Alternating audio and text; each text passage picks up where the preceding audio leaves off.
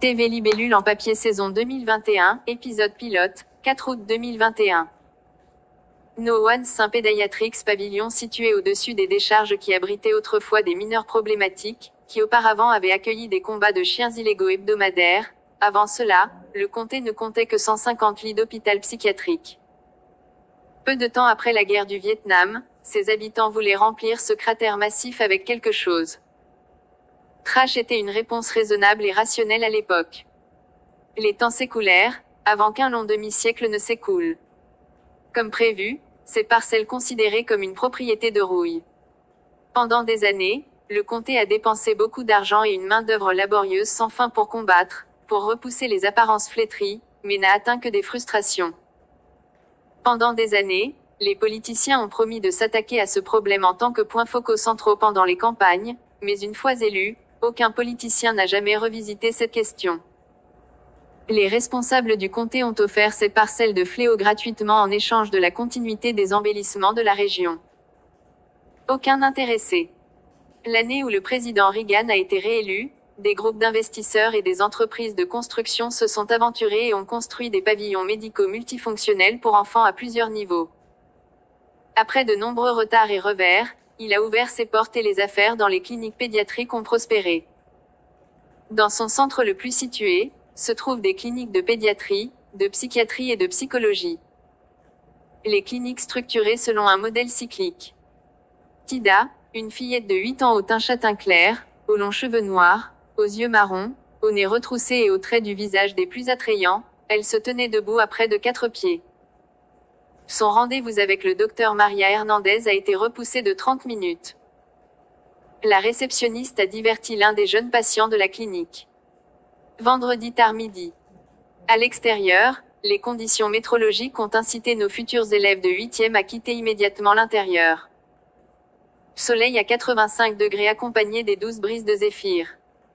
Un ciel clair et ultra bleu avec de maigres nuages blancs et gonflés dispersés dans tout le cosmos avec un espace apparu plus haut que d'habitude. L'orphelin Dudley était assis à ma droite.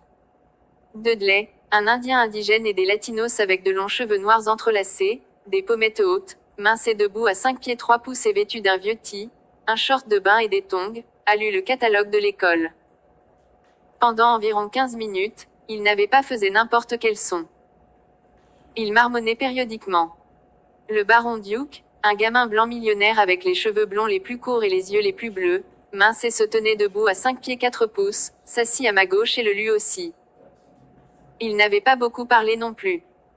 Jamais de bonnes nouvelles quand les deux n'ont fait aucun commentaire. Nous nous connaissions depuis l'âge d'or de la prématernelle, nous pouvions lire les langages corporels des autres. Dudley marmonna, Caleb. Baron dit quelque chose doucement. La réceptionniste a fait quelque chose d'humour et a ri de bon cœur. Tida la regarda d'un air absent.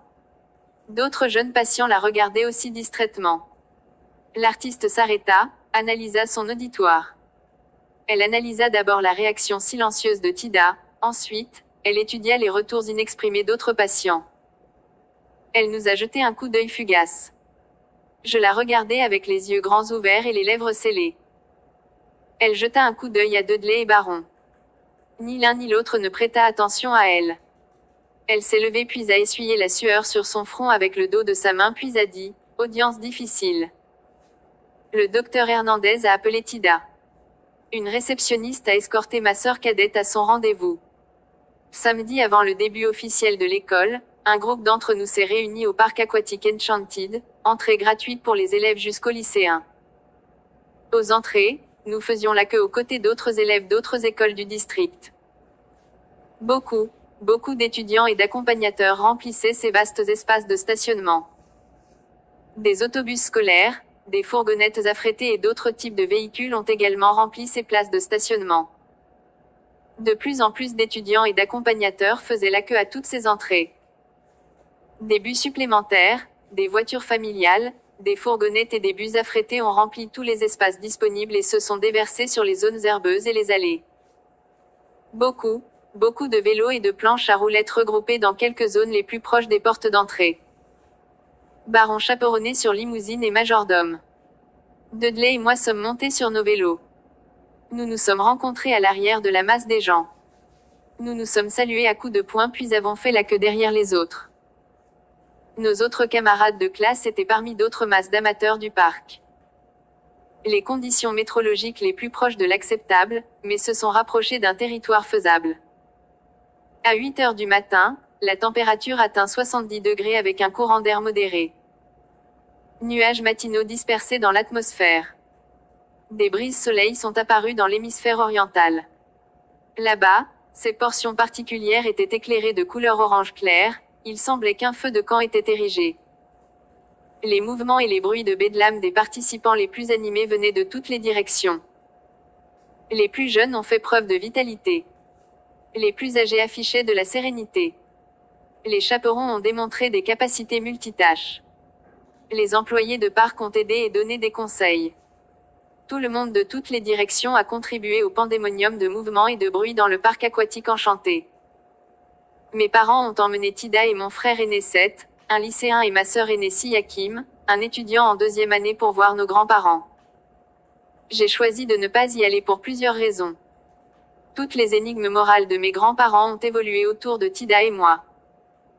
Ils prétendaient que je traitais ma sœur cadette comme si elle était ma fille. Ils ont affirmé que Tida avait besoin d'un amour dur et non de sympathie.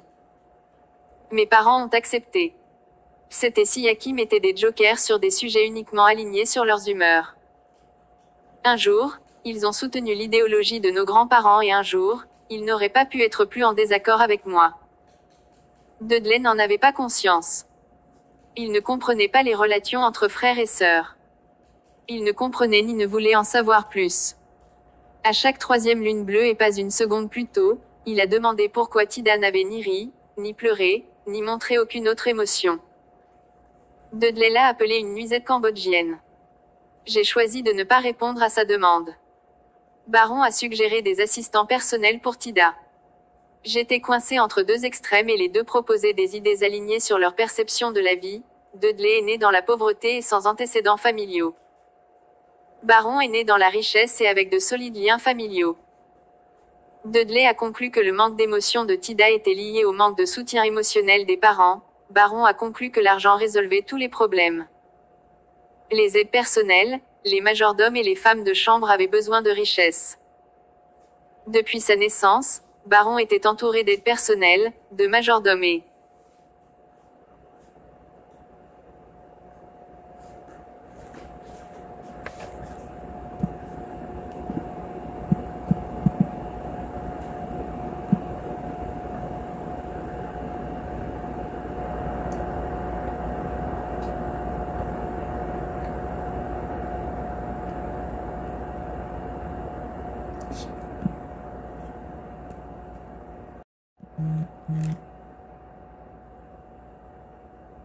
TV Libellule en papier saison 2021, épisode pilote, 4 août 2021. No One Saint Pédiatrix pavillon situé au-dessus des décharges qui abritaient autrefois des mineurs problématiques, qui auparavant avaient accueilli des combats de chiens illégaux hebdomadaires. Avant cela, le comté ne comptait que 150 lits d'hôpital psychiatrique. Peu de temps après la guerre du Vietnam, ses habitants voulaient remplir ce cratère massif avec quelque chose. Trash était une réponse raisonnable et rationnelle à l'époque. Les temps s'écoulèrent, avant qu'un long demi-siècle ne s'écoule. Comme prévu, ces parcelles considérées comme une propriété de rouille.